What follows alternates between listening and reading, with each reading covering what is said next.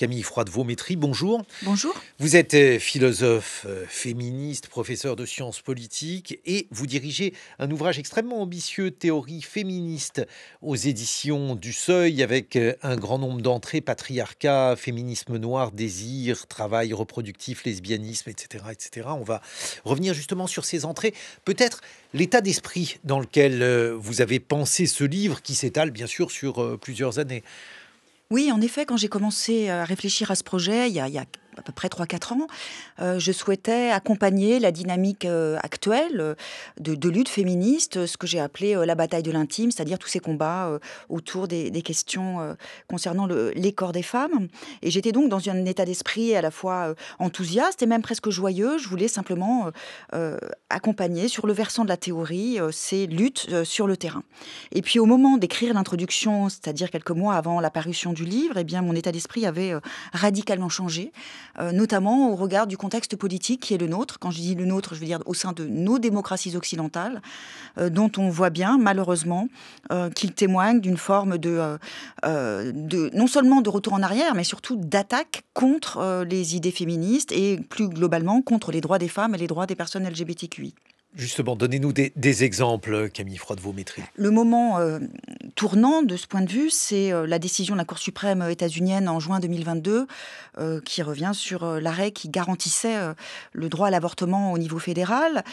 C'est quelque chose c'est comme un cataclysme dans le ciel féministe, puisque c'est non seulement revenir sur la liberté des femmes de faire ce qu'elles souhaitent de leur corps et notamment de leur corps procréateur, mais c'est aussi le signal de ce que désormais les femmes aux États-Unis sont considérées comme des citoyennes, comme des sous-citoyennes, parce que comment prétendre être aussi libres et égales que les hommes quand on subit des grossesses non désirées ou quand on prend le risque de mourir des suites d'un avortement clandestin. Je veux dire par là que les droits reproductifs, ce sont des droits qui permettent aux femmes de prétendre être des individus de droit comme les autres, et donc mettre en danger ces droits, c'est littéralement fragiliser la place des femmes au sein de nos démocraties.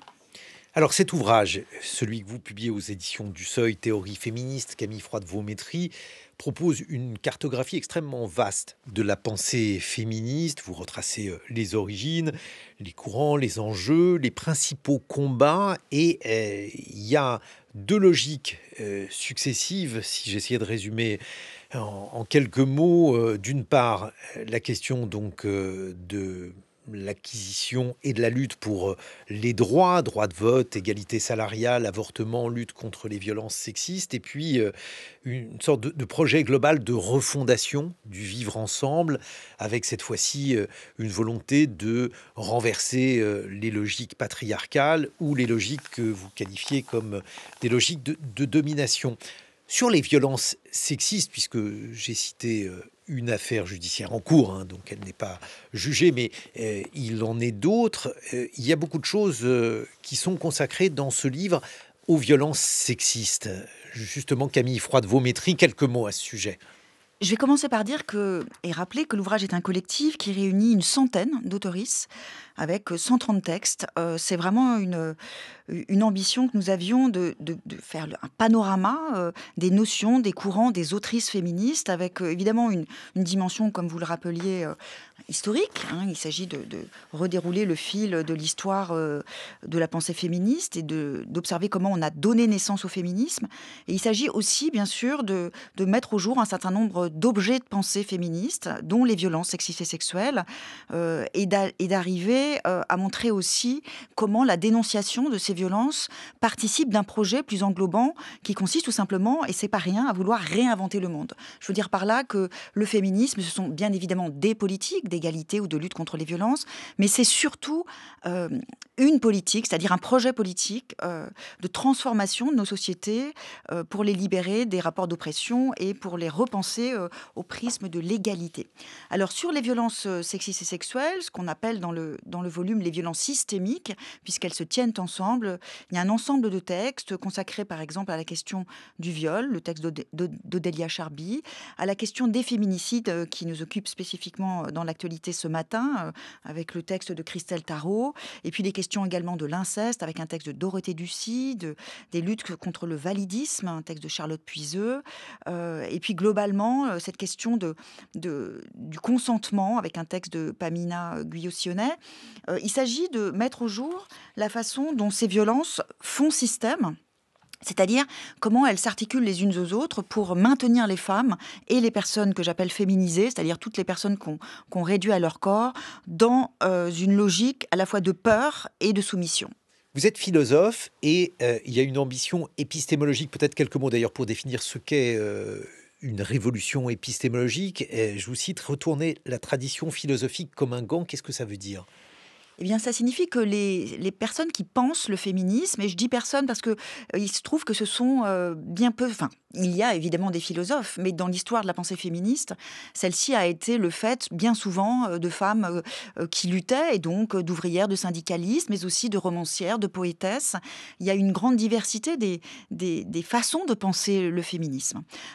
Et l'approche qu'elles partagent toutes, c'est une approche qui consiste précisément non pas à se situer dans une position de surplomb et à employer le nous des philosophes hommes, mais à parler d'en bas et surtout à partir de soi. C'est ça, penser en féministe, c'est penser un système, le système patriarcal, mais à partir de sa propre expérience, à partir de soi, et porter en fait une voix qui vient se tisser avec les autres voix de femmes.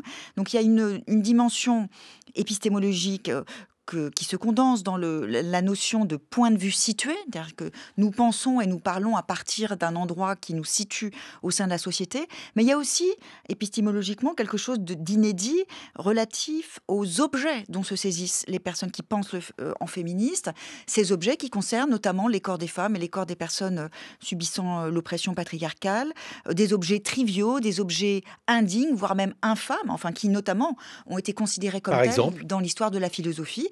Par exemple, la question des règles, la question de la sexualité, et même la question de la façon dont on fait famille, la conjugalité, etc.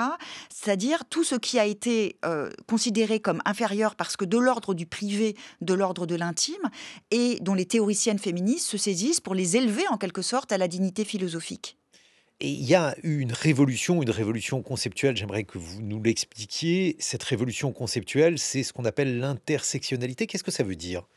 Alors c'est un concept très important qui remonte quasiment à la deuxième vague féministe des années 70, mais qui a été théorisé plus spécifiquement dans les années 80, notamment par Kimberlé Crenshaw.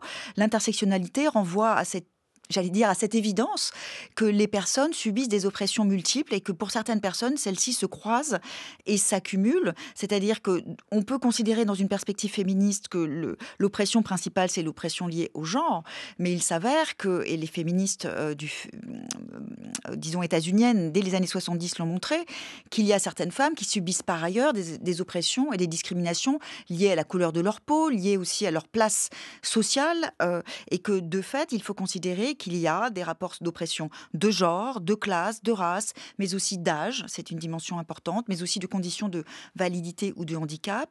Bref, qu'on ne peut pas penser en féminisme si on ne tient pas ensemble, disons, la pluralité des facteurs d'oppression et si l'on n'aspire pas non plus à transformer la société au regard de cette pluralité, c'est-à-dire à penser ensemble toutes ces oppressions. Je continue dans les termes qui méritent, à mon avis, quelques éclaircissements. Ce qu'on appelle le féminisme décolonial, qu'est-ce que ça signifie ?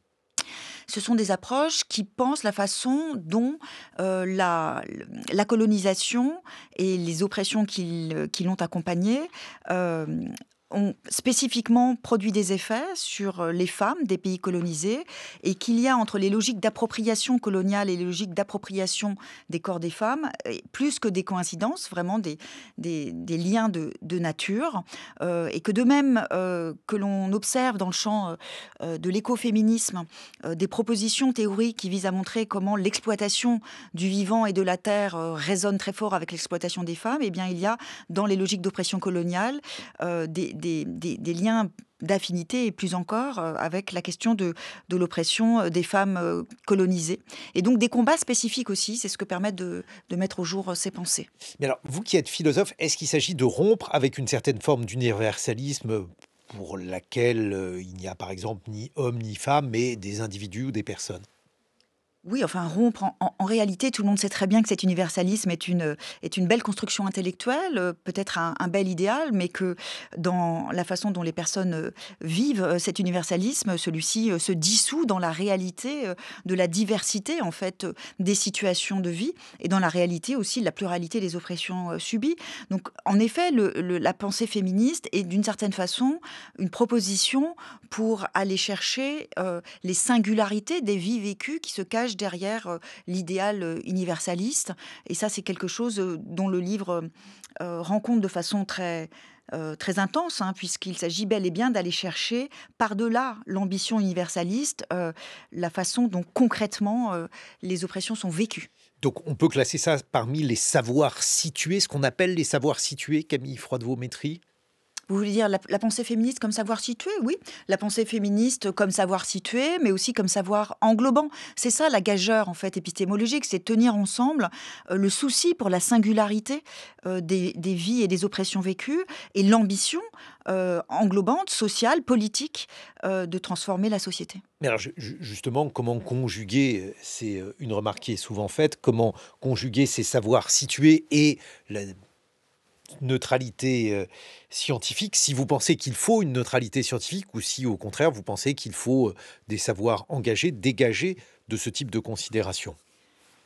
Je crois que tous les grands systèmes de philosophie politique sont par définition des systèmes engagé. Je veux dire par là que, il va de soi et on ne le questionne pas d'ailleurs, que les théoriciens, du marxisme, du socialisme, de l'anarchisme portaient et portent encore, tous, une ambition de transformation révolutionnaire de la société. La pensée féministe, la philosophie féministe, relève de cette même ambition, et en tant que projet politique de transformation de la société, elle s'accompagne et elle est indissociable d'une forme d'engagement. On ne reproche pas à tous ces penseurs politiques qui sont tous des hommes, notamment, on ne leur reproche pas de porter un projet politique de la même façon. Je ne vois pas pourquoi on reprocherait aux théoriciennes féministes de porter un projet similaire. Il y a un souci qui traverse votre livre, qui traverse aussi, je parle justement avec le souci de vous faire réagir là-dessus, cela traverse la totalité de la pensée féministe, c'est la politisation de l'intime, le fait de considérer qu'un certain nombre de choses qui relevaient jadis de la sphère privée sont politiques et peut-être même plus politiques encore que certaines questions qu'on considère comme des questions traditionnellement politiques. Alors donc ça va de l'amour à bien sûr la violence dans le couple. Est-ce que cette politisation de l'intime, c'est quelque chose d'essentiel, quelque chose justement que l'on peut défendre sur tous les terrains? Écoutez, c'est le socle même du système patriarcal, c'est l'assignation des femmes à leur fonction sexuelle et maternelle, qui accompagne donc une conception de l'ordre social articulée autour de la hiérarchisation genrée de la société. D'un côté, la sphère privée, intime, familiale, domestique, féminine et donc inférieure, et de l'autre, une sphère publique, sociale, politique, masculine, supérieure. Et donc, penser et s'attaquer aussi à ce socle patriarcal qui est d'une certaine façon la conception hétéronormée des liens familiaux, c'est ébranler tout l'édifice. Et on en a une manifestation évidente aujourd'hui avec cette... comment dire, la façon très, très directe et très brutale avec laquelle l'administration de Trump s'est immédiatement attaquée aux personnes trans, mais aussi aux personnes LGBTQI plus largement. Et comme on vient de le voir avec les célébrations autour de l'assassinat de Charlie Kirk, l'exaltation du modèle familial patriarcal, puisque j'ai été très frappée, moi, par les mots de la veuve de Kirk, qui évoquait dans un entretien la soumission dans laquelle elle était vis-à-vis de son mari, laquelle lui était rendue possible par sa soumission à Dieu. Donc il y a au fondement même de tout l'ordre patriarcal ce noyau de soumission féminine et donc tout ce qui concerne la conjugalité, la parentalité, la vie intime, la sexualité. Et c'est la raison pour laquelle c'est là que se noue en fait tout le reste. Et donc c'est pour ça que les théoriciennes féministes, dès les années 70 et même un peu avant, se sont attachées à pointer puis à déconstruire cet endroit où tout commence, c'est-à-dire cette sphère de la vie intime. Bon, il n'y a pas que chez Trump, hélas, qu'il y a des attaques, il y en a un peu partout. En fait, la plupart des régimes illibéraux sont des régimes qui s'attaquent aux droits des femmes. Absolument. C'est même, je dirais, une sorte de signal. Et j'irais même au-delà des régimes illibéraux, c'est-à-dire que on parlait de la situation politique tout à l'heure. Notre société française, qui n'a heureusement pas encore glissé sur cette pente illibérale, témoigne néanmoins par un certain nombre de signaux de ce que l'on commence de penser et de rendre possible une critique en fait de nos propositions féministes. On se retrouve dans une vingtaine de minutes, Camille Froide-Vaumétry. Je rappelle le titre de cet ouvrage collectif que vous publiez, Théorie féministe, aux éditions du Seuil.